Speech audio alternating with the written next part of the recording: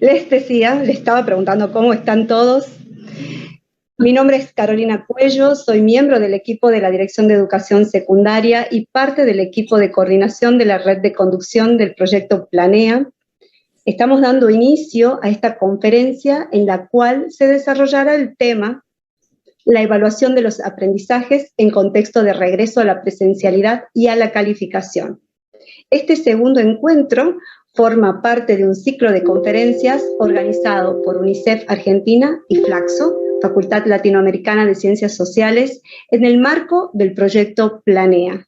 Planea es una iniciativa de UNICEF Argentina que acompaña la gestión educativa de la provincia de Tucumán en la transformación de la escuela secundaria y contribuye al desarrollo de un modelo pedagógico para adolescentes que garantiza mayor inclusión, aprendizajes significativos y la terminalidad del nivel. Responde a los requerimientos de la educación del siglo XXI y está en consonancia con la propuesta pedagógica de la provincia de Tucumán. Su implementación se desarrolla desde el 2018, se inició con 16 escuelas secundarias y actualmente forman parte de Planea 40 escuelas secundarias. Bueno, ¿quiénes estamos hoy presentes? Principalmente están autoridades de nuestro Ministerio de Educación, el profesor Marcelo Bullensen, director de Educación Secundaria, la profesora Patricia Fernández, subsecretaria de Estado Educativo.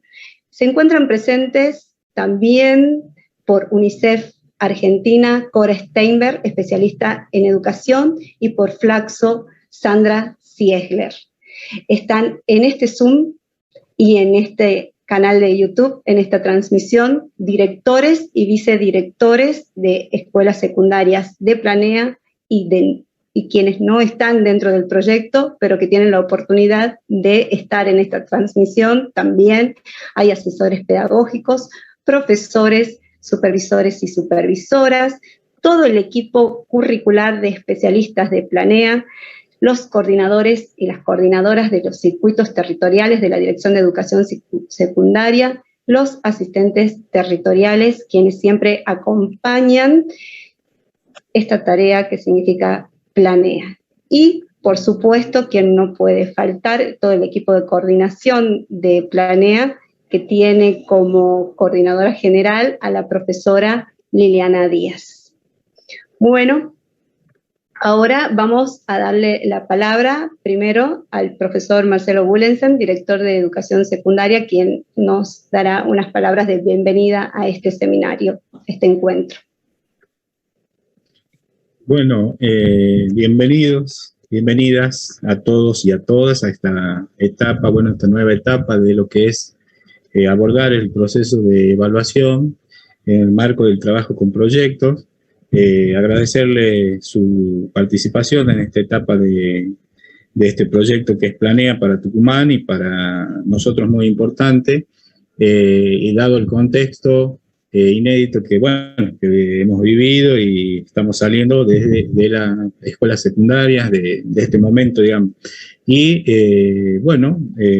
decirles que es importante construir estos saberes que permiten avanzar en una propuesta didáctica que propone el modelo de Planea. Así que, un saludo a todas y todos, muchas gracias por estar presentes siempre y a las autoridades también. Muchas gracias, profesor Marcelo. Ahora la profe Patricia Fernández, subsecretaria de Estado Educativo del Ministerio de Educación de la provincia. Buenas tardes a todos. Muchas gracias a todos por estar acá. Directivos, docentes, asesores pedagógicos, supervisores, equipo técnico de la Dirección de Secundaria, y especialmente a las expertas que nos acompañan hoy, Graciela como conferencista, Sandra, representación de Flaxo, Cora, con quien venimos trabajando hace tanto tiempo acá en la provincia, y todo su equipo técnico también.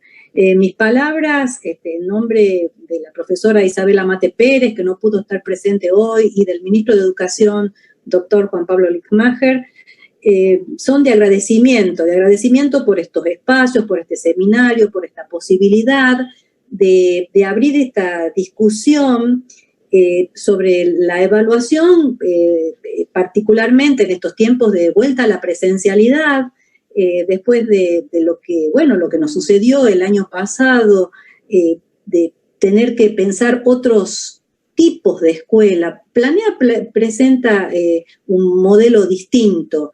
Cuando hacían la presentación decían, venimos trabajando en esta transformación de la educación secundaria, UNICEF nos viene acompañando con mucha fuerza, o sea, los números dan cuenta de eso. Empezamos con 16 escuelas, hoy 40, y es un modelo que intentamos y pensamos, que creemos que resuelve muchas de las cuestiones y de la problemática que presenta la educación secundaria. En toda esa problemática con la irrupción de la pandemia nos volvieron a interpelar viejas cuestiones y viejos problemas que teníamos en la educación en general y secundaria en particular. Apareció entre tantas de las cuestiones que teníamos que resolver de índole administrativo, curricular, a donde sí acá aparecen, teníamos que, ¿cómo enseñamos? ¿Cómo aprendemos en el contexto Bueno, la evaluación apareció ahí con fuerza, cuestiones vinculares también que fuimos encarando y resolviendo.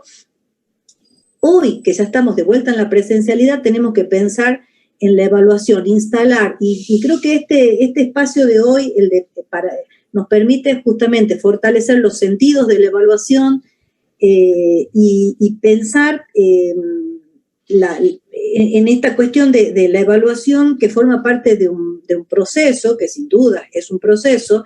Nosotros tuvimos que rearmar y repensar normativa el año pasado para ver cómo evaluábamos, pensar esta unidad que son el ciclo 2020 con el 2021, y hoy son otras las decisiones que tenemos que tomar. Entonces, en ese camino es muy bienvenido el espacio de hoy. Nos hace falta juntarnos con expertos que nos ayuden a pensar, que nos ayuden a tomar las decisiones que tenemos que tomar en todos los órdenes. Digo, en órdenes de política jurisdiccional, en lo que refiere a zonal o por agrupamientos, que son las decisiones que tienen que ir tomando los supervisores, y por qué no hasta institucional. Digo, en estas 40 escuelas planea, pero también para la política, para el resto de las instituciones de la provincia. Entonces está muy bueno que generar estos espacios y que además sean abiertos, donde tengan la posibilidad de participar referentes o actores de otras instituciones que no son escuelas planea también. Entonces, para darle la palabra a los expertos, agradecer el espacio, agradecer la oportunidad y bueno, decir que esperamos ansiosos poder seguir trabajando en instancias como estas, que generan y que nos posibilitan y ayudan a construir estos nuevos modos de hacer escuela a los que nos enfrentamos a partir de la pandemia del año pasado. Muchas gracias. Muchas gracias, profesora Patricia. Ahora sí, nuestra querida y admirada Cora. Todo tuyo. Muchas gracias, Carolina. Qué placer volver a estar en este espacio en Tucumán, aunque sea de manera virtual. Ya también muy contentos en el equipo de UNICEF y también de Flaxo que vamos a poder viajar a territorio, así que quizás podamos hacer visitas en los próximos meses a las escuelas. Realmente una alegría, pues siempre el encuentro y la posibilidad del intercambio, del diálogo, del trabajo, aparte, digamos, de la reflexión sobre las prácticas, es para todos un espacio de enriquecimiento. Entonces, celebrar este espacio, agradecer especialmente a las autoridades, hoy el acompañamiento de Patricia Fernández, con quien venimos conversando sobre estos temas desde hace mucho, también al director del nivel secundario, a Marcelo Bullensen, que acompañó desde el primer momento, abrazó esta iniciativa, que está trabajando, y déjenme corregir el dato, que es 80 escuelas con las que estamos trabajando en la provincia, simplemente porque obviamente en creo que año y medio casi, van a ser 2, ha sido un trabajo tan intenso para el sistema educativo, y pensaba eso, ¿no? Cómo el esfuerzo continuo, sin pausa, que todos los actores, desde las máximas autoridades, los equipos técnicos y de gestión, los equipos territoriales que acompañan la gestión en cada una de las regiones, y también, por supuesto, el importantísimo rol de los directivos, de los supervisores, de los asesores, en este tiempo inédito. Creo que será sin duda de mucho aprendizaje, que más adelante podremos ver este tiempo lo que ha sido y hoy nos tiene tomando decisiones, como bien decía Patricia, siguiendo esta agenda que es tan dinámica y que el 2021 también nos encontró en distintos escenarios a lo largo del año, ¿no? Llegamos a un último trimestre con el desafío de cerrar un ciclo lectivo muy diferente, muy complejo, que ha sido variado a lo largo del año y que no solo en las escuelas del proyecto, en las escuelas planeadas, sino en todo el sistema, y especialmente con la complejidad que tiene el nivel secundario, ha logrado responder y seguir pensando respuestas para acompañar de la mejor manera a los chicos y a las chicas de la provincia. Simplemente subrayar también la importancia de este tiempo, la importancia del trabajo que cada uno de ustedes está desarrollando. Desde UNICEF hemos venido acompañando también con el seguimiento y el diagnóstico de la situación de los y las adolescentes, y sabemos y hay evidencia que muestra que han sido también quienes recibieron un mayor impacto de este tiempo de interrupción escolar, del tiempo de aislamiento, en sus vidas, en su cotidianidad, en su situación emocional. Y ustedes, cada uno de ustedes en sus equipos y con sus estudiantes saben de lo que estamos hablando, saben que tanto los profesores como las familias como los chicos atravesaron este tiempo con muchísimas dificultades, también en contextos sociales y económicos muy complejos, y donde la escuela y el trabajo que realmente pudieron hacer desde el sistema educativo acompañó y sigue acompañando de manera muy significativa la vida de todos ellos y sus posibilidades de seguir aprendiendo. Hay una oportunidad, este último trimestre es una oportunidad ya con la presencialidad más establecida, si se quiere, en el tiempo, de poder tener una mirada atenta, de poner en práctica estas reflexiones respecto de la importancia de pensar otras formas de evaluar, otras formas de enseñar, otras formas de acompañar. Celebro muchísimo este momento, deseo que tengan una jornada de mucha riqueza.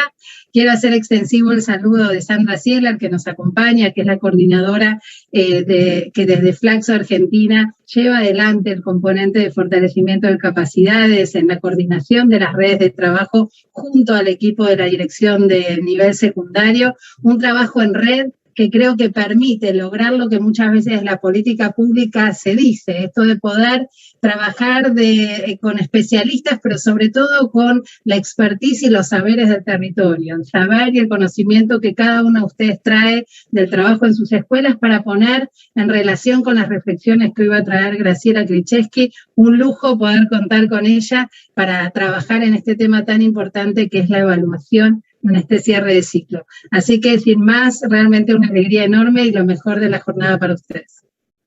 Gracias.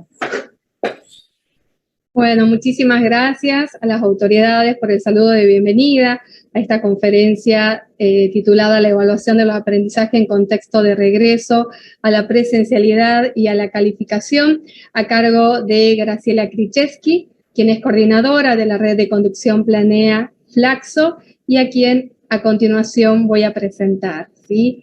Graciela es doctora en educación por la Universidad de Sevilla, diplomada en Ciencias Sociales, con mención en Gestión Educativa por Flaxo, licenciada y profesora en Ciencias de la Educación por la Universidad de Buenos Aires.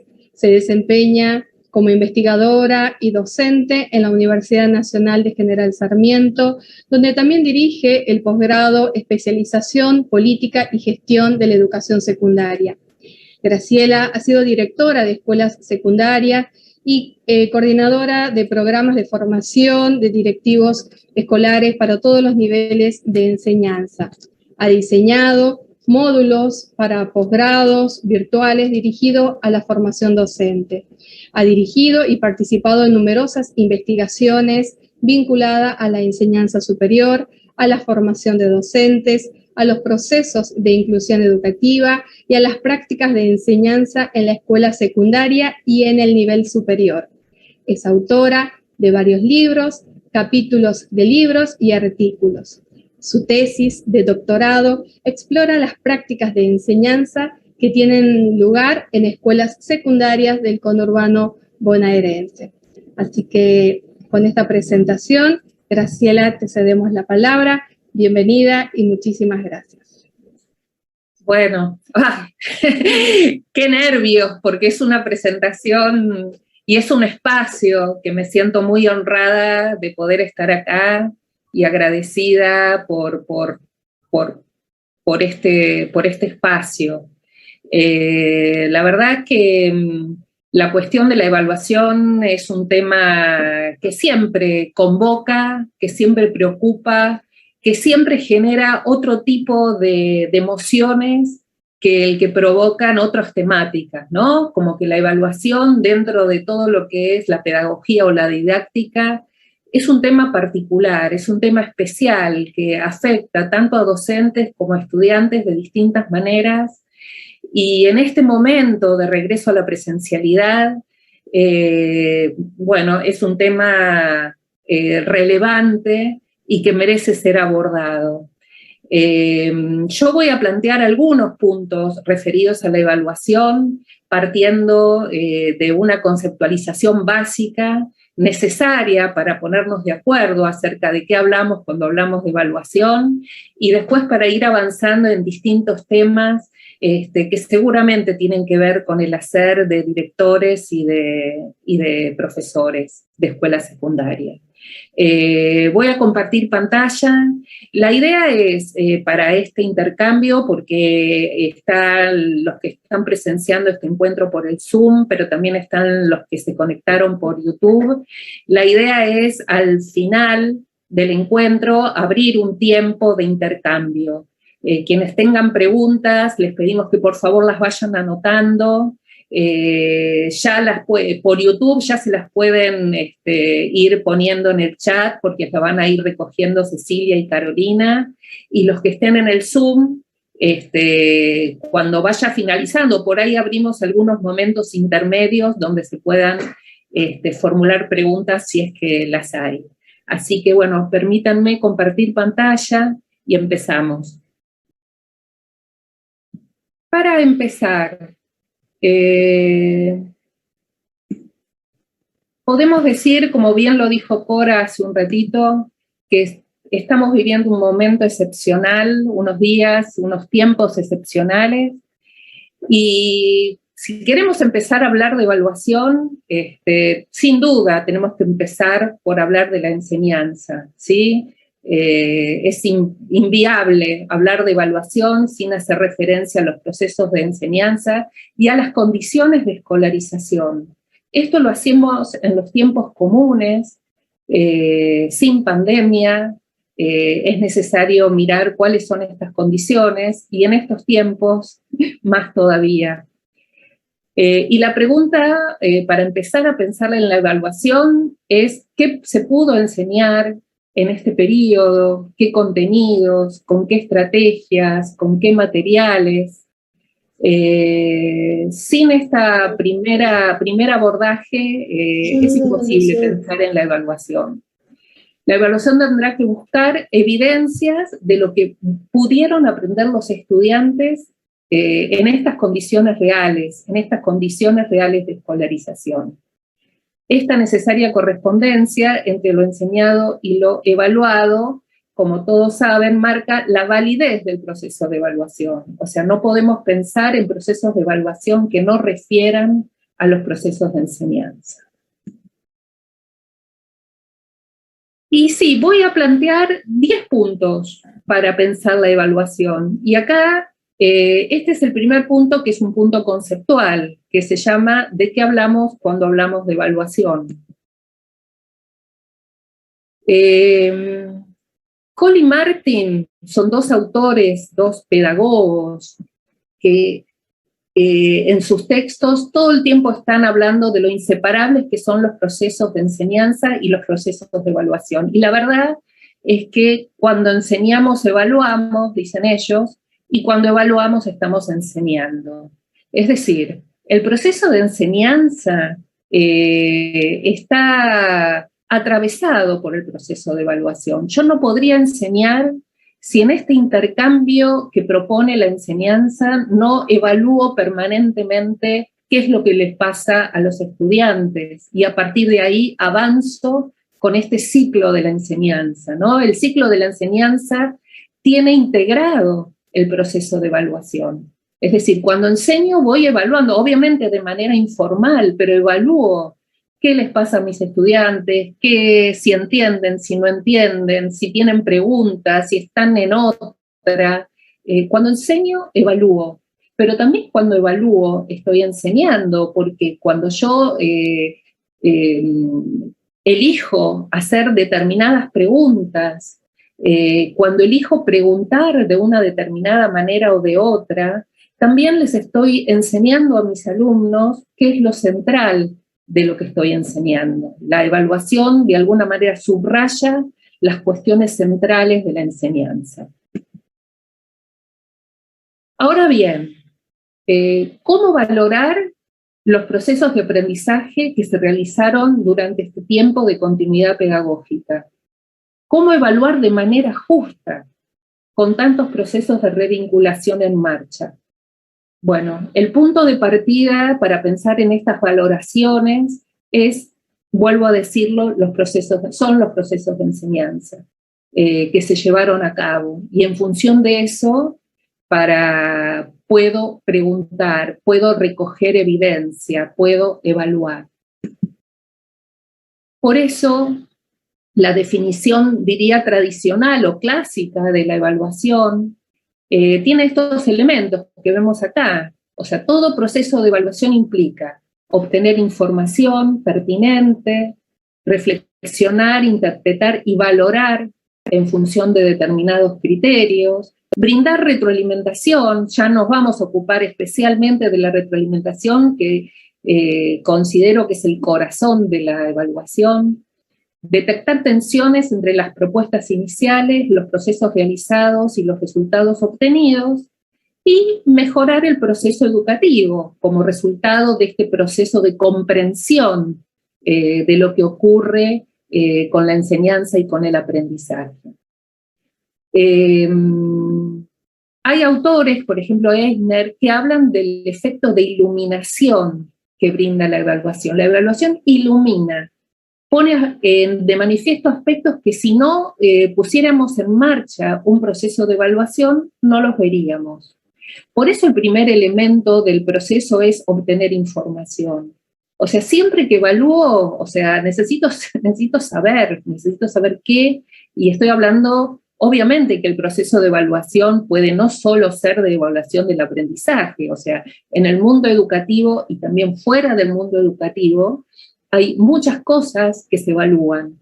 En esta charla estamos hablando de la evaluación del aprendizaje, ¿no? Y para hablar de esa evaluación, primero necesito obtener información de lo que el alumno aprendió y luego valorarla. Y a partir de ahí, los procesos que siguen. Un elemento a tener en cuenta es que la evaluación en sí misma no tendría sentido nunca. O sea, nunca uno evalúa por evaluar.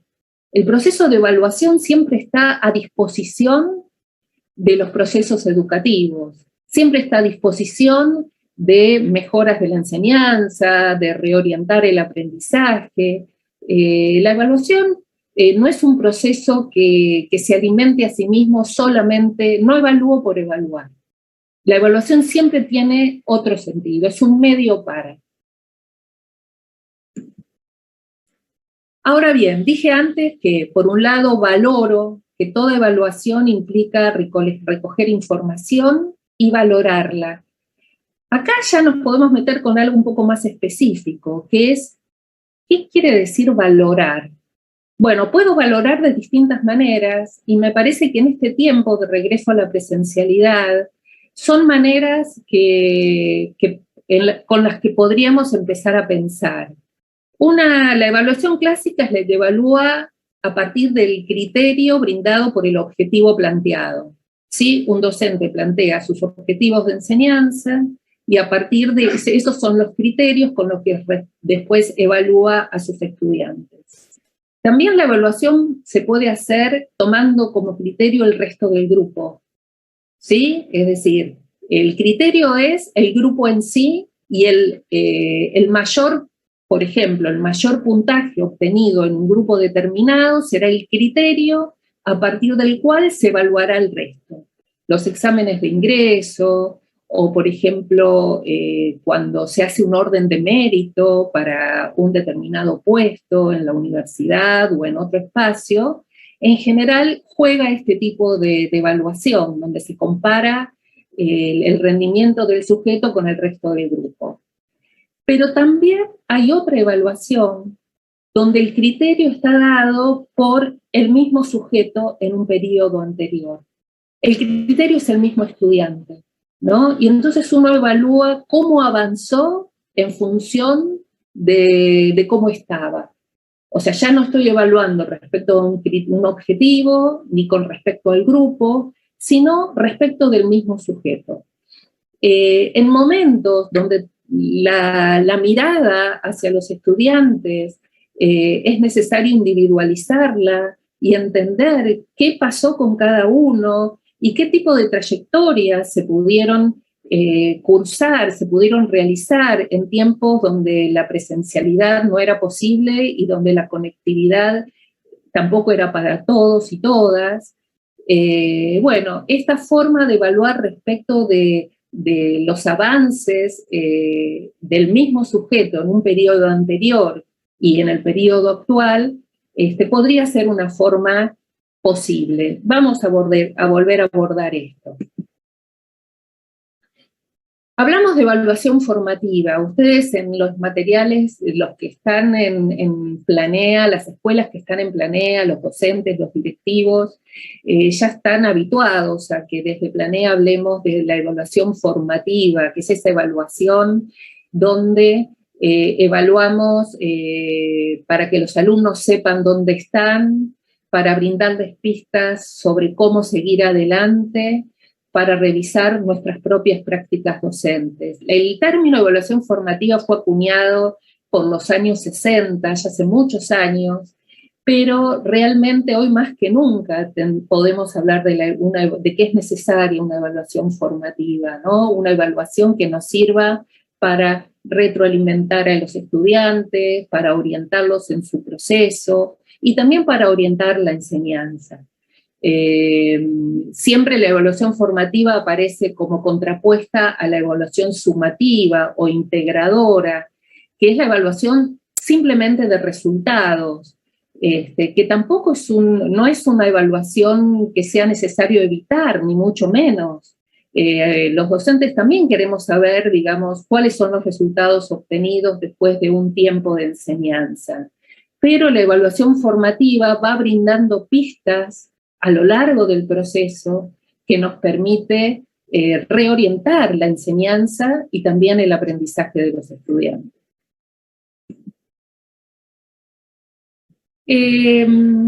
La retroalimentación, que es este corazón, que acá ya estoy metiéndome con otro aspecto central, este corazón de la evaluación, hay un autor que se llama Wiggins que estudió en profundidad el tema de la retroalimentación y distinguió 3 momentos diferentes: el de la valoración, el de la devolución y el de la orientación.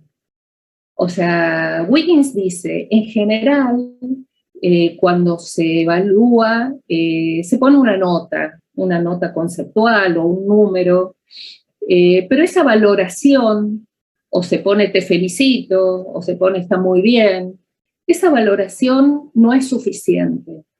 Wiggins habla de otros 2 momentos, aparte de la valoración, que son la devolución. Esto es poder decirle al estudiante qué es lo que le faltó en sus aprendizajes, qué es lo que le faltó para responder correctamente un ítem, una pregunta, completar una determinada parte de su prueba, de su trabajo práctico, de su evaluación. Entonces la devolución es como un momento necesario, y también la orientación acerca de cómo seguir. Bueno, y a partir de acá te recomiendo que vuelvas a leer tal material, que hables con un compañero para ver cómo él respondió esta pregunta, orientar al estudiante respecto de cómo seguir con su aprendizaje. El tema de la valoración ha sido investigado también. Hay una investigación hecha por Pedro Ravela en Uruguay, donde tomó esta conceptualización de Wiggins, y él con un equipo, ya hace unos cuantos años, en el año 2014, realizaron un trabajo en el que trataron de ver, es un trabajo comparando la evaluación en Uruguay, en Chile, en Colombia y en Perú, viendo cuáles son, digamos, las diferencias entre estos países en el momento de evaluar. Y uno de los aspectos que tomó es este aspecto de qué pasa con la retroalimentación y cuáles son, digamos, las consecuencias, ¿no? de solamente poner una nota o avanzar con estos momentos necesarios de la retroalimentación. Una de las conclusiones a la que llega en la investigación, comparando estos 4 países, dice que en general la práctica de devolución no es una práctica usual en ninguno de estos 4 países. Lamentablemente no tomó nuestro país, o sea que no tenemos ahí el resultado de la investigación, pero estos resultados son interesantes, porque dice que apenas el 4% del total de las respuestas a una encuesta que completaron muchos docentes y directivos, responden que los profesores no suelen hacer comentarios en las evaluaciones. Y entre los países, sí nombra a Uruguay como uno donde por el tipo de respuesta, y esto es lo interesante, que a veces no se hacen comentarios porque las preguntas de las evaluaciones son preguntas muy cerradas que no admiten demasiada devolución. Y por ejemplo, Uruguay lo tomó como característica, se distingue por las preguntas abiertas, con trabajos que ofrecen más posibilidades. Ahora vamos a ver de qué se tratan esas preguntas abiertas, pero cuando existe ese tipo de trabajo que seguramente remite a otro tipo de tarea realizada en el aula, la valoración está presente y la valoración se realiza. Y la valoración es un momento que los estudiantes reconocen como un momento necesario y que colabora con el aprendizaje.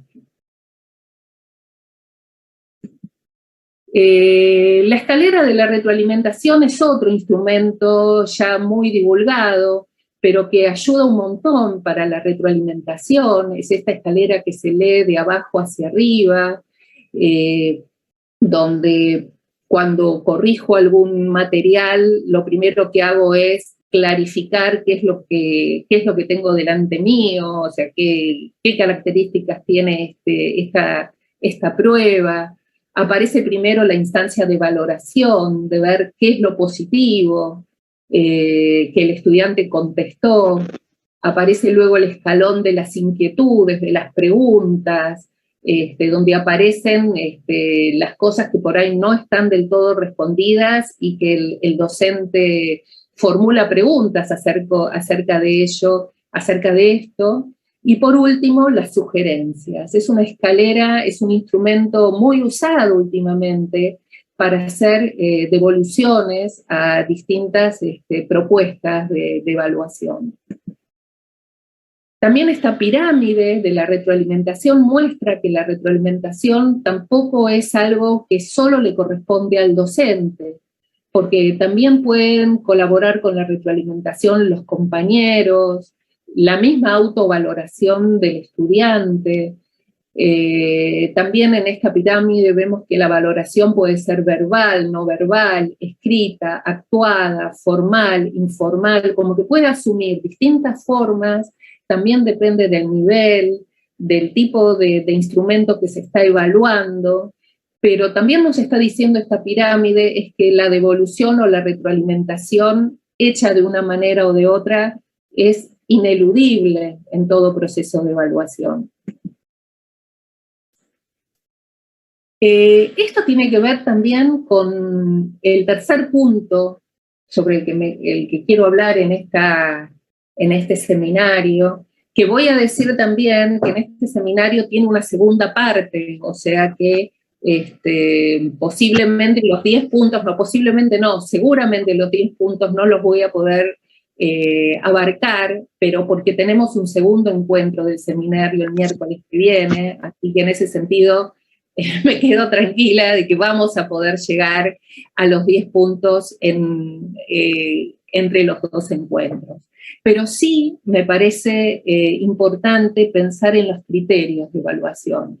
Hablamos de la valoración, hablamos de la retroalimentación, y nos falta hablar de un elemento importante de la evaluación, que es los criterios de evaluación, que es importante compartir con los estudiantes. Yo recuerdo que hace muchos años, cuando íbamos a la escuela secundaria, los profesores nos evaluaban y ni siquiera compartían con nosotros qué calificación nos habían puesto, ni tampoco entendíamos por qué nos evaluaban de determinada manera. Cuando nos enterábamos, cuando nos llegaba el boletín, de cuál era la nota que habíamos obtenido. Con el paso del tiempo se fue clarificando que el tema de los criterios de evaluación es necesario establecerlos, es necesario transparentarlos, es necesario trabajarlos anticipadamente con los estudiantes. Y por eso surgen distintos instrumentos que permiten compartir los criterios de valoración. Por ejemplo, las tablas de análisis de resultados surgieron en primer lugar, y más adelante surgieron las rúbricas que suelen ser muy usadas dentro de los proyectos de planeo. Vamos a ver de qué se trata cada uno. Seguramente la mayoría de ustedes conocen de qué se trata. En los dos instrumentos se muestran los criterios de valoración y permiten hacer un análisis de qué pasó, digamos, con esa evidencia que nos están mostrando los estudiantes de su aprendizaje, pero son instrumentos diferentes. Uno de ellos, ahí voy. Esta es una tabla de análisis de resultados, que es como que es interesante porque es un cuadro de doble entrada, donde el docente, por un lado, en la columna tiene a sus estudiantes, el estudiante A, B, C, D, etc. Y en esta fila va poniendo, digamos, cuáles son las preguntas o los ítems o las habilidades que los estudiantes tienen, digamos, que se preguntaron, sobre los que se interrogó en el trabajo práctico o la prueba o el instrumento de evaluación que se utilizó. El tener una tabla que el alumno conozca con anticipación, o sea, el alumno conoce cuáles son estos criterios, también le permite luego, una vez evaluado al docente, hacer como un análisis de qué pasó con las respuestas. ¿Qué pasaría si esta columna, la columna de la pregunta A, aparece vacía una vez que corregí todos los trabajos de mis estudiantes? Bueno, es un análisis que podemos hacer los docentes si usamos este tipo de instrumento y que nos permite tomar decisiones respecto de qué pasó con eso que se preguntó que nadie respondió, ¿sí? O qué pasa si, por ejemplo, el ítem C aparece respondido por todos los estudiantes, donde también puedo decir, bueno, ese es un objetivo cumplido, todos lo sabían. También esta tabla nos permite pensar sobre si el instrumento elaborado fue correcto, si la consigna fue clara. Bueno, temas que hacen también a la evaluación y sobre las cuales vamos a hablar seguramente en el próximo encuentro. Las rúbricas las conocen también, donde también tengo esta hilera donde voy viendo los distintos grados o niveles de aprendizaje realizado respecto de algunos ítems que se toman en cuenta para pensar las evidencias de aprendizaje que nos tienen que mostrar los estudiantes luego de un proceso de enseñanza. Si un estudiante tiene antes una rúbrica como esta, donde puede ir viendo en qué lugar puede estar ubicado en función de lo que va aprendiendo y cómo se puede ir moviendo en función de su aprendizaje, resulta una herramienta muy interesante para pensar, para que el alumno autoevalúe su aprendizaje y para que el docente también pueda entender en qué momento de ese proceso está cada uno de sus estudiantes. En un rato voy a volver al tema de la rúbrica, pero no quiero dejar de ver hoy esta cuarta cuestión, que si bien parece muy sencilla, es como yo diría un nudo dentro del proceso de evaluación, que tiene que ver con la calificación, la acreditación y la promoción. En realidad, todos sabemos que calificar es expresar sintéticamente un proceso de evaluación a partir de un código, que puede ser un número, que puede ser una letra, que puede ser una expresión determinada. Sin embargo, la construcción de la calificación es muy compleja y encierra múltiples dilemas para los profesores, ¿sí? Es decir, calificar a los estudiantes y más pensando en este momento donde hay como decía el título de este seminario, estamos pensando en una vuelta a la calificación, hubo un tiempo de suspensión de la calificación y la pregunta es, ¿cómo se construye la nota? ¿Cómo se construye? Ravela, en la investigación que mencioné antes, también toma el tema de la construcción de la calificación y hace un análisis muy interesante y se hace las siguientes preguntas. Dice, ¿cómo se califica? ¿La calificación debe vincularse exclusivamente a los aprendizajes logrados y demostrados en las pruebas? ¿Se deben calificar otros aspectos como el esfuerzo, la participación, las actitudes? ¿Cómo resolver si un alumno aprueba o reprueba? ¿Qué hacer con los alumnos que están en el límite de lo aceptable? Una postura demasiado exigente por parte del docente puede llevar al estudiante al fracaso y a la deserción, en tanto que una postura demasiado benigna puede llevar a que los estudiantes avancen en el sistema educativo sin haber logrado los aprendizajes esperados. Bueno, la calificación es un problema siempre, y es un problema más en este momento donde muchos estudiantes están volviendo después de mucho tiempo de desvinculación, donde necesitamos primero que se socialicen, que vuelvan, que aprendan y después recién pasar a evaluarlos y calificarlos. Y por otro lado está esta demanda de calificación, que es una demanda que en tiempos normales entre comillas, porque creo que no sé si existen los tiempos normales, yo diría en tiempos comunes, me corrijo, también es un problema. Un colega de la Universidad de Córdoba, Octavio Falconi, estudió esta cuestión para su tesis de doctorado y me pareció relevante contar un poquito qué investigó él sobre este tema de la calificación, porque nos puede iluminar sobre decisiones que tendríamos que tomar o que tomamos todo el tiempo. Él primero hizo este cálculo que a mí me impresionó bastante, que él escribe lo siguiente.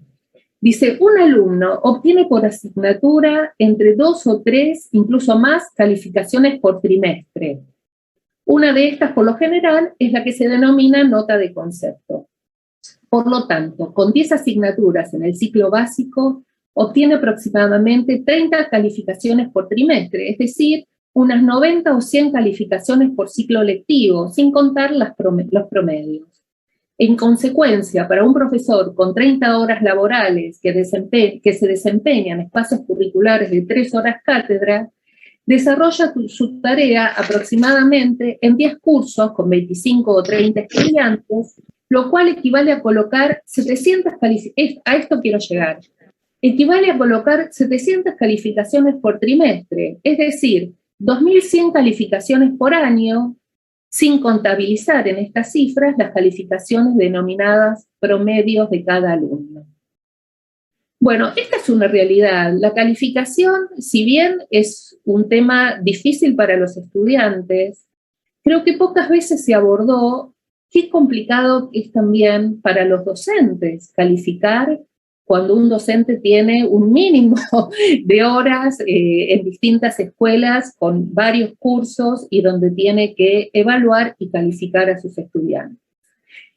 Lo que investiga Falconi son estrategias que él hizo esta investigación en la ciudad de Córdoba, él es de Córdoba, y él analizó qué pasaba con los profesores en una escuela secundaria estatal y encontró un dispositivo que él denominó evaluación situada intraclase, que dice, consiste en supervisar y calificar durante la jornada escolar o en un momento inmediatamente posterior los desempeños de los estudiantes a partir de consignas incluidas en guías de trabajo. Es decir, los profesores, muy presionados por poner calificaciones, él encuentra en esta escuela que la mayoría de los profesores calificaban todo el tiempo. ¿Sí? Es decir, todos los trabajos, todas las tareas, todo lo que le solicitaban a los estudiantes en cada clase era calificado. ¿Sí? Es una estrategia que él denomina una táctica, ¿sí? Necesaria. Toma el concepto de táctica de Certeau, dice que pone en marcha con las situaciones que se le presentan y surgen en las clases y se embarcan en una invención didáctica que se construye para enfrentar, resolver y llevar adelante la tarea de enseñanza en aulas habitadas por alumnos provenientes de sectores sociales que poseen un bajo clima educativo escolarizado del hogar. Los docentes ahí, cuando él los interroga, dicen, no les puedo dar tarea para que hagan en la casa porque no la hacen, a veces porque no tienen el espacio, porque no tienen la ayuda de los padres. Entonces, todo lo que yo califico tiene que ver con la tarea que hacen en clase. Entonces, las clases tienen este formato, ¿sí?, que permiten, donde siempre en una clase hay guías de trabajo que el alumno tiene que completar y que va a ser evaluada y calificada por el docente. Bueno, es una estrategia interesante. Quiero decir que también es una estrategia muy similar a la que encuentran en otra investigación Perisci, Bricioli y Escabino, que hacen un análisis del concepto de la evaluación en provincia de Buenos Aires, en escuelas secundarias del conurbano, y donde también escriben en una parte del informe que las instancias de evaluación se reducen a cumplimiento de tareas y se enfatiza la función de certificación de la evaluación por sobre criterios pedagógico-didácticos para orientar el quehacer docente y el trabajo del estudiante. A ver, hay una estrategia que resulta interesante, pero que tiene un tema que no nos puede pasar desapercibido, que es si en todas las clases voy a ocuparme de evaluar a partir de guías de preguntas, porque necesito esas calificaciones, ¿qué tipo de enseñanza, qué procesos de enseñanza se ponen en juego en esas clases? ¿La clase es para la calificación? ¿La clase es para la evaluación? ¿O la clase es para que el alumno aprenda? ¿No? Desde Planea se hace bastante énfasis en la cuestión de qué habilidades de pensamiento se ponen en juego en el proceso de enseñanza. Enseñar no es solo pedir a un estudiante que repita determinada información, sino que haga algo con esa información, que pueda inventar, vincular, hipotetizar, argumentar. Bueno, ese tipo de tareas, ese tipo de profundización, si todo el tiempo estoy trabajando con guías de preguntas y con tareas pequeñitas para poder llevármelas y evaluar, acontecen poco dentro del aula. Y ese es un problema. Bueno, el concepto, voy a volver a esto posiblemente en nuestro segundo encuentro, porque me parece súper relevante. También los quiero escuchar a ustedes hablar sobre la calificación y sobre esta problematización de la calificación. Los procesos de acreditación, como ustedes ya saben, tiene que ver con ese reconocimiento institucional de los aprendizajes, ¿sí? La acreditación es una consecuencia de la calificación y la acreditación tiene que ver con esos libros de temas o esos listados que el docente debe completar para que el alumno en algún momento pueda pasar de año, pueda promover, pueda egresar. O sea, los procesos de acreditación y promoción son una exigencia institucional. Si la enseñanza tuviera lugar fuera de una escuela, si la enseñanza tuviera lugar en un ámbito informal, no se necesitarían de estos procesos, ni de calificación, ni de acreditación, ni de promoción. El problema es que la calificación influye en el tipo de enseñanza que se propone en el aula, y eso me parece que es un tema que no podemos dejar pasar.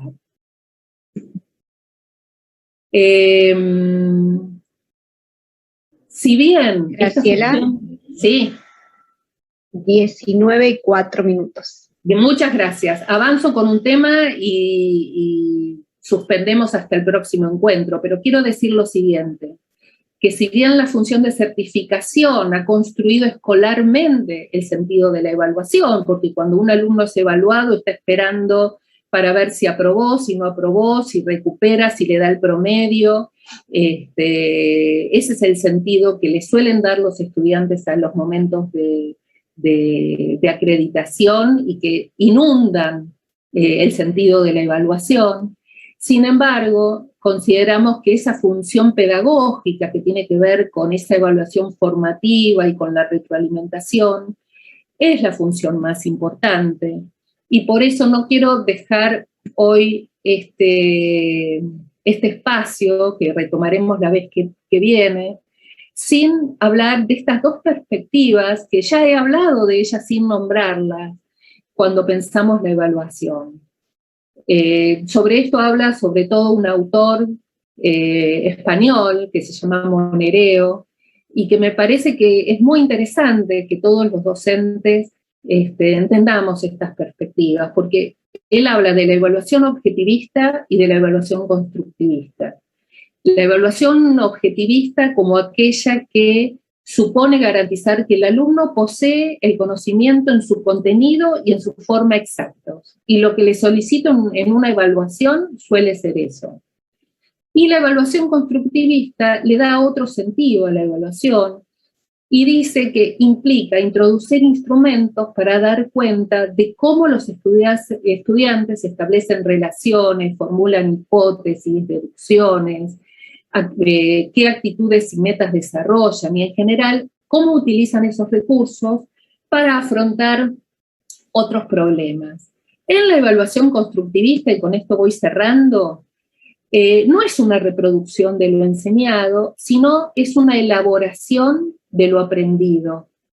Es una evaluación que permite que el alumno aprenda un poco más. Aquellas cuestiones que obligan al alumno a, cuando se pregunta y se le solicita al alumno que sintetice, relacione, compare, que decida, que critique, que argumente, que justifique, son situaciones donde tiene que poner en marcha distintas habilidades, que no es solo reproducir el conocimiento, sino que tiene que ver con habilidades de pensamiento, tiene que ver con profundizaciones y tiene que ver con un verdadero aprendizaje. Esta evaluación es la que está vinculada con la evaluación que la llamamos evaluación auténtica, ¿sí? Que tiene que ver con poner al estudiante en una situación que diría Perkins o todos los integrantes de la línea de la enseñanza para la comprensión, se piden desempeños de comprensión. Un desempeño de comprensión tiene que ver con resolver un problema, tiene que ver con demostrar de alguna manera mi comprensión, dar evidencias de que no solamente repito, sino que también entiendo. ¿Sí? Ese es un desafío para las evaluaciones. Y también en las evaluaciones que llevamos a cabo en este momento de regreso a la presencialidad, siempre y cuando tomando en cuenta la primera perspectiva, que es no evaluar lo que nos enseña. ¿Sí? Es decir, aquellos contenidos que fueron los que se priorizaron, aquellos contenidos que fueron los que cuando comenzó la pandemia y todas las escuelas tuvieron que decir, bueno, ¿cuáles son los contenidos? ¿Cuál es el currículum que se prioriza? ¿Qué es lo irrenunciable? Sobre lo irrenunciable es que se evalúa también, ¿sí? Es sobre eso, sobre lo central, sobre lo más importante, no sobre la letra chica. O sea, no voy a evaluar lo que aparece, lo que dije al pasar o lo que no expliqué, pero está en algún texto, sino ir a lo central y la propuesta de una evaluación integrada, es decir, una evaluación que pueda de alguna manera mirar al estudiante en su totalidad y no simplemente verlo en forma por el resultado de una evaluación. Poder pensar que es necesario que ese proceso de evaluación tiene que llevarme a una mirada completa e integrada del estudiante. Cuestión complicada sobre todo en estos tiempos, pero también diría cuestión imprescindible. Lo dejo por acá, o sea, hoy no hay más tiempo para avanzar sobre esto porque quería dar un tiempo para las preguntas, pero nos quedan unos cuantos aspectos para seguir profundizando en el encuentro del miércoles que viene. Bueno, gracias y abro el espacio para el intercambio. ¿Puedo hacer una consulta? Hola, Graciela. Patricia Petorosi te saluda. Hola, estás? Patricia, ¿cómo estás? Muy bien. Sí, muy bien. Primero se van a compartir el Power, que está muy bueno. Y segundo, la verdad es que está muy bueno el planteamiento que nos hace, que ya estuvimos conversando antes sobre evaluación con algunos supervisores y contigo, pero también qué difícil se hace hacia el interior de las escuelas, en muchos de nuestros casos, porque primero no trabajamos con evaluaciones por rúbrica en todas nuestras escuelas. Y segundo, el tema de que algunas veces tenemos que estar hasta el último día pidiendo las notas a los docentes para que entreguen sus planillas, para saber el resultado. Y el tema de la retroalimentación, que tan necesario e importante resulta tanto para el alumno como para el docente, ¿no? Porque por ahí los alumnos se enteran, por ejemplo, en un espacio cuatrimestral, se enteran que van a rendir en octubre o en noviembre. Y no han tenido ni la devolución ni el informe de esa nota, porque es cuatrimestral y ya han entregado los 2 trimestres, ¿me entendés? Entonces no llega la plantilla. Bueno, ahí hay un tema que me parece que es crucial. También entiendo que estuvimos ya desde Planea desde hace tiempo, y esto es un tema que quedó para la próxima, pero que está en ese Power que sí vamos a compartir, el tema de los consejos de evaluación y de los acuerdos, a los acuerdos didácticos a los que tiene que llegar cada institución respecto, por ejemplo, de los procesos de evaluación, ¿sí? Es decir, los alumnos no se pueden enterar a último momento, o sea, hay cuestiones que son básicas que todos los docentes de la escuela tienen que acordar, tienen que confirmar y firmar ese acuerdo, que también tiene que ser transparentado hacia los estudiantes y hacia sus familias. Y hay cuestiones, digamos, porque en la evaluación se juega, o sea, esa calificación que es una nota, pero se juega la trayectoria. O sea, todo ese recorrido que hace un estudiante, a veces a nosotros nos ha pasado en una investigación que hicimos en provincia, que no existían estos consejos de evaluación como los que está proponiendo Planea, que se vayan conformando en las escuelas. Y el último profesor que evaluó en las mesas de marzo al estudiante le puso, lo desaprobó, y el alumno termina enterándose ahí que repite el año por una última calificación donde no hubo un acuerdo docente, no hubo una mirada que dijera, no, espera un poco, este estudiante tiene que repetir el año, tiene que, o sea, podemos considerarlo, podemos mirarlo entre todos los que conformamos el cuerpo docente. Bueno, para eso sirven los acuerdos didácticos, para eso sirven los consejos de evaluación interdocente.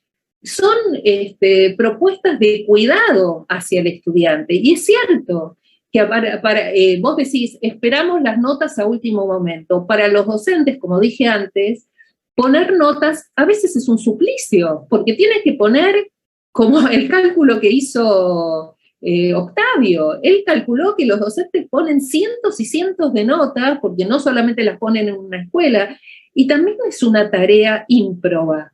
Y se pueden equivocar en eso. Hay algo en el sistema nuestro de calificación, no de la provincia, que excede, digamos, ¿no? Pero tendríamos que volver a repensar el tema de las calificaciones.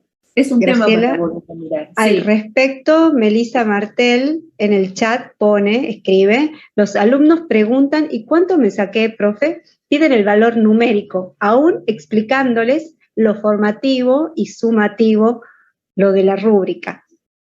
Sí, y vos antes, es cierto lo que decís, Carolina, y Patricia, vos antes decís, no en todas las escuelas se usan rúbricas.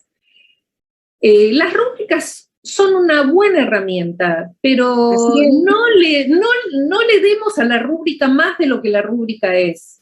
Es un lugar donde ponemos los criterios, y los criterios se pueden transparentar también de una forma tal vez menos sofisticada, si los docentes, por ejemplo, no tienen ese conocimiento todavía, pero lo importante es que el alumno sepa con qué criterios va a ser evaluado, ¿sí? La rúbrica es una buena herramienta, pero aún sin rúbrica podemos hacer buenas evaluaciones, ¿sí? Transparentamos criterios, ¿no?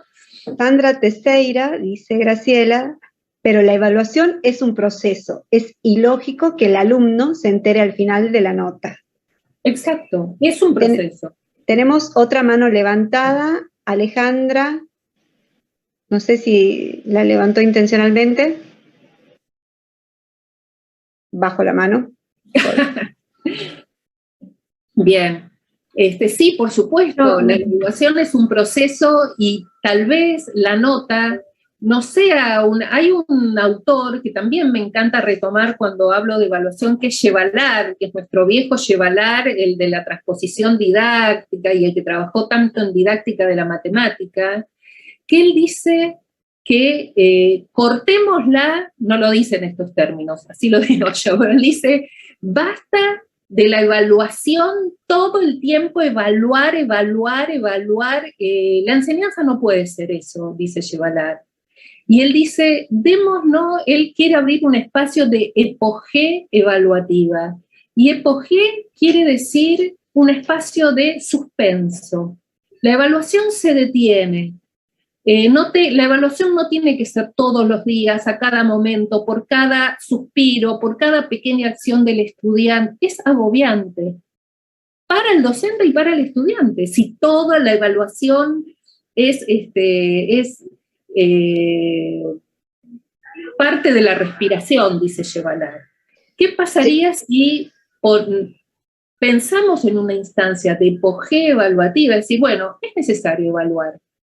Hay momentos de evaluación, hablo de evaluación formal, porque ya dije al principio que el docente informalmente todo el tiempo está evaluando qué pasa con su grupo, ¿no? Pero la evaluación formal, hay momentos, hay momentos de enseñanza, hay momentos de intercambio, que son los más ricos, que son los que los alumnos necesitan para aprender, y no sentir que todo el tiempo se los está evaluando. Yo ahí acuerdo plenamente con llevar a decir, bueno, démonos un respiro, démonos una hipogea evaluativa, pongamos entre paréntesis un rato, aunque sea el tiempo de la evaluación, y avancemos con las propuestas de enseñanza, ¿no? Graciela, en el chat más adelante, o sea, al principio del chat, alguien, no anoté el nombre, pero decía que la evaluación situada extra clase, ese tema que tocaste, es la primera vez que lo escucha, ¿verdad? Yo también. No entendí cuál. ¿A qué evaluación situada extra clase, la que dabas como ejemplo que se toma fuera del contexto de la escuela, no fuera del contexto de la escuela, sino fuera del tiempo de clases. Sí. Y una de las profes rescataba que era la primera vez que lo escuchaba, que le resultaba interesante el tema, hubo un par de comentarios al respecto. Bueno. Sí, yo quisiera agregar algo, si me permite. ¿Cómo no? No, yo creo que por ahí puede estar faltando hablar sobre el proceso de la metacognición, ¿no? Está al final, no llegue con eso. Vamos a hablar sobre el tema de la metacognición en la segunda parte, porque son 10 puntos y uno de los puntos es sobre la metacognición. Así que no es imprescindible, pero la verdad que quedó un tiempo muy corto y todo al mismo tiempo es imposible. Así que en el encuentro del miércoles hay un punto donde vamos a trabajar sobre la metacognición. Sí. Graciela, Lorena Lobo pide que puedas repetir los componentes de la escalera de retroalimentación. Bueno, la escalera es una herramienta que ya nuestra querida Rebeca Nijovic, que forma parte de Planea, repetidamente ha propuesto en los cuadernillos, en sus conferencias. Es una herramienta que el autor es Wilson, que es uno de los que integran el grupo de Harvard Cero, que es el grupo que estudia la enseñanza para la comprensión. Acá escribe Sandra, que está en el cuadernillo, pero lo voy a decir así de sencillo. Es una escalera con 4 pasos, que se va de abajo, o sea, uno la mira de abajo hacia arriba, como cualquier escalera, tenés que subirla, y el primer paso es la clarificación, es decir, primero le digo al estudiante lo que veo, bueno, y lo que valoro en un segundo escalón. Qué bien que contestaste esto, empiezo por lo positivo. Después me hago preguntas sobre aquellos aspectos por ahí que no fueron cubiertos en la respuesta o que tienen algún error. Entonces me pregunto por qué, o sea, en ese momento es donde uno pone las cuestiones que no están del todo bien en esa prueba o en ese TP. Y en un último momento están las sugerencias. Esas sugerencias tienen que ver con la orientación, con ese momento de orientación donde al estudiante le decimos, mira, te sugiero, volvé a leer, habla con un compañero, mira tal video, lee tu prueba y fíjate vos si te parece que está bien lo que escribiste, cómo te la evaluarías. Bueno, son todas esas sugerencias que hacen que un estudiante, bueno, ponga en marcha ese proceso metacognitivo del cual hablaba recién Marcela y sobre el cual vamos a hablar en el próximo encuentro. Pero es un instrumento que está en los cuadernillos Planea más de una vez, creo, y que es bien interesante. Anaí Aguilar está levantando la mano, Graciela. Dale, Anaí, ¿cómo estás? Sí, buenas tardes. Hola. Bueno, yo es la primera vez que estoy en los proyectos Planea, pero lo que sí vengo trabajando con los chicos desde las rúbricas en la cuestión de la evaluación. Lo primero que hago al ingresar a uno de los cursos es identificar el grupo de alumnos, como estaba diciendo hace un instante.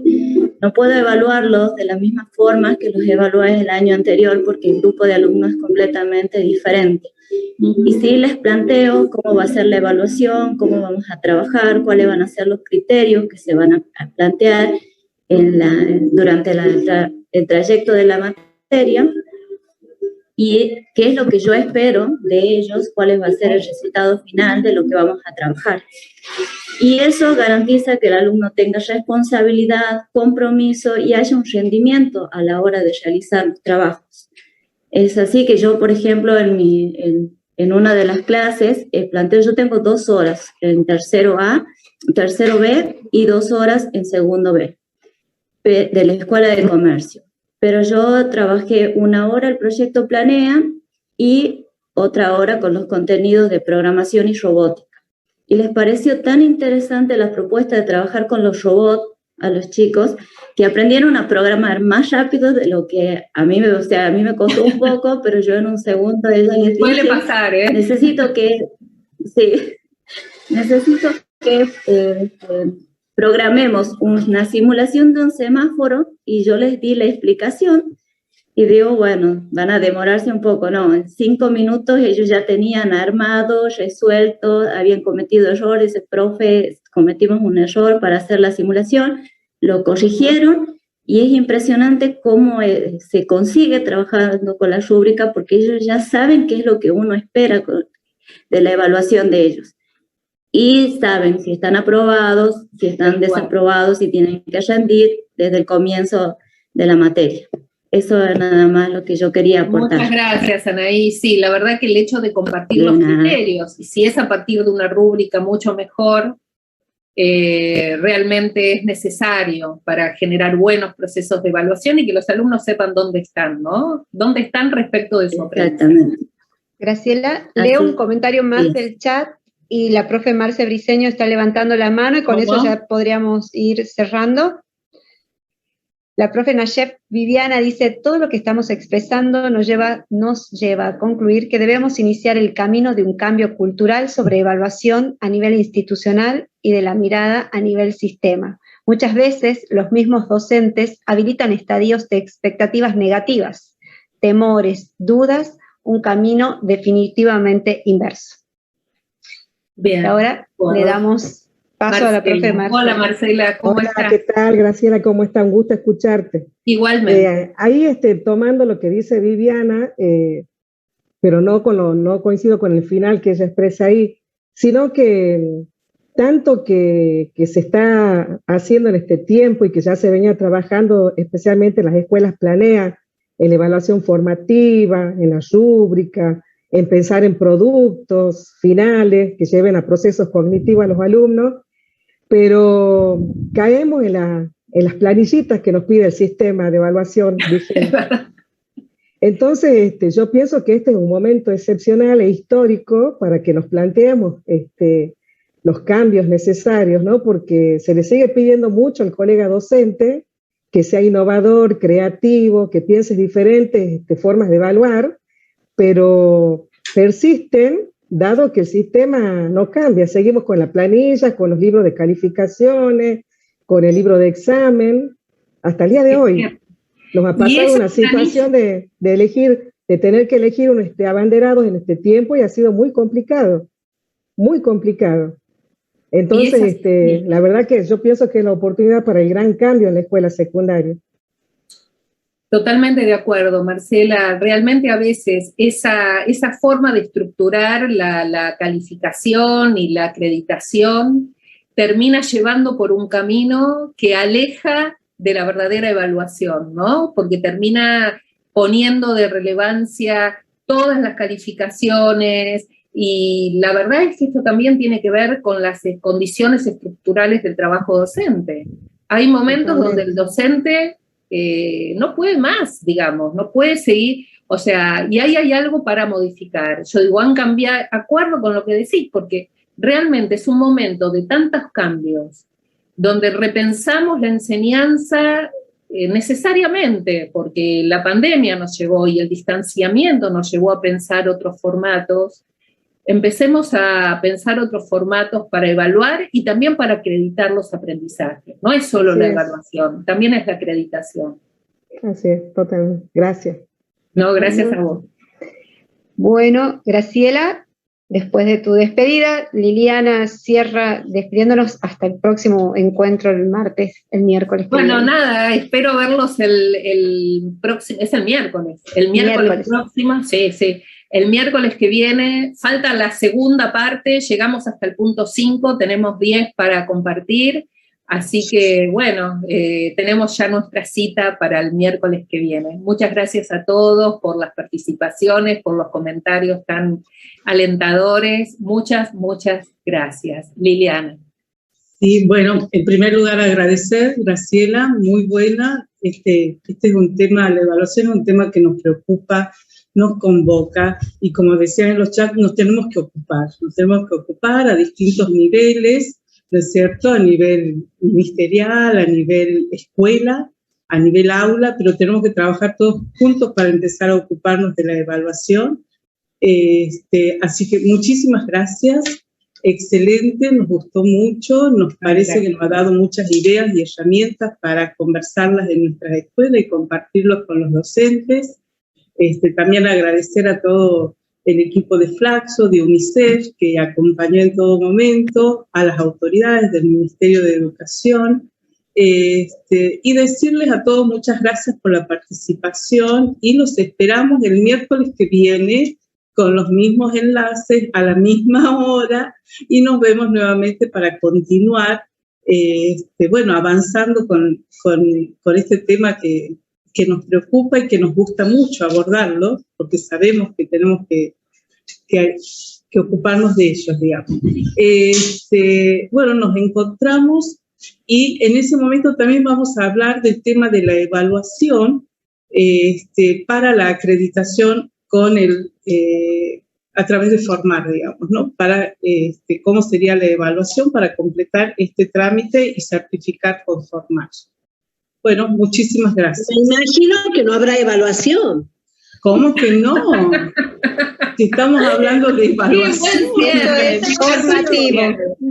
Yo estoy de acuerdo con la ECOG evaluativa. Vamos a poner la evaluación en suspenso, por ahora. Bueno, muchas gracias, ¿eh? Nos vemos prontito. Adiós. Chao. Adiós. Adiós, buenas tardes. Chao, hasta luego. Chao, muchas gracias.